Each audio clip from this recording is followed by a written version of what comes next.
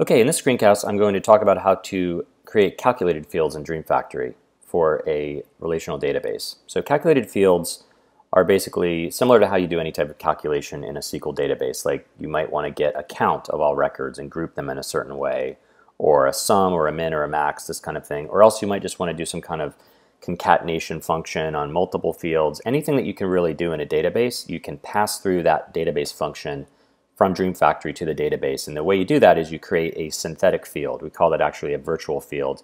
And that's what I'm going to show today with a quick example. So in our example, we've got this transaction table, very simple, just to show how this works. We've got an email address, an amount, which is some transaction amount that somebody spent, let's say in an e-commerce transaction, and a zip code for that person. And of course, you could have many other fields, product, and it could be a bunch of transactional information in here. And you'll see how easy it is to actually do these basic database function operations programmatically with the API once you create these virtual fields. So let's say that I want, in this example, I want to have a sum of the amount. So I want to be able to get how much money each email address, this is say a user, has spent. I want to sum the amount maybe geographically by zip code, that kind of thing. Maybe I have a product field in here and you could add up for each product line or SKU, that kind of thing. And the way you do that is actually really simple. You go into schema here and we want to look at that transaction table. And so you'll see the amounts, the email, the ID, the zip code. These are all that you viewed before in the data tab. But there's also this field called amount total. And so what I did here is I just added this, gave it a name, amount underscore total, a label.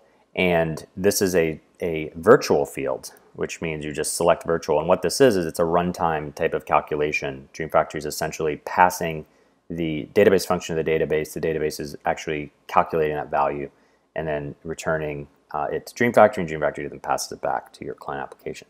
So what you need to do is just indicate that it's virtual, and then all you do is just put in the database function. So I want it to be the sum of the amount in this example, and I want to return decimal as the return type. And here I want to check aggregate DB function. If you were just doing row level calculations, you would not have this checked. But here, remember, I'm grouping the data, so it's going to be a single value returned per group. If it's just no group, then it'll sum up the amounts for the whole table and return that. So let's see how this works in practice with the API docs. So once our virtual field is saved, you can hop into your API docs. This is the default MySQL database that comes with DreamFactory. You can easily follow this example yourself by following this. So we want to, let's do some gets and return the sum, the amount underscore total rather. And we'll start simple. So what we want to do here is go into transaction, is our table name. And here you want to put in the field will be amount total. So that's all you do, and then try it out, and you'll see that you get the total of all of the records in the database, and the API is MySQL underscore table, and then transactions, remember, our table name, and then it just appends the field name, which is just calling that virtual field that we created. So that's very simple, but maybe we want to do something a little more useful than that. We want to, let's say, get the amounts for each email.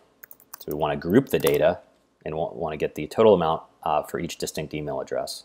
So what we do there is you just add email and comma delimit, so two fields we want returned.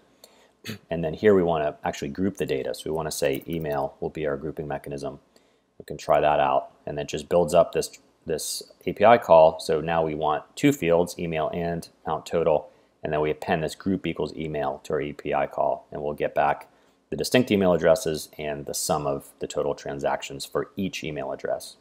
So that's fine and can be really useful. So maybe let's say now that we want to actually search, and we only want people that have this abc.com email address. So we want email addresses ending with abc.com. So then we can add a filter. So we can say email like, and then wildcard this abc.com, something like this. And then that's going to do the same thing. We're going to group by email, but now we want to only return those particular groupings. So last example, just to show this, let's get rid of the filter, and let's say that we now want to group by zip code instead. And this could be a group by any kind of field that's in the table, product or whatever else would be in the transaction table. And instead of email, we want to just group by zip code here. So we'll do that. and then return this, and then this will be self-explanatory. Similar to the email, except now we've grouped it and segmented by zip code instead of email address. So that's all there is to it. You can create as many of these virtual fields as you want. This is really useful if you don't need to persist the data in the database. You just need runtime calculations, and you want the database to do the heavy lifting. You don't necessarily want to script this, although you can obviously do that as well. This is a great way to do this.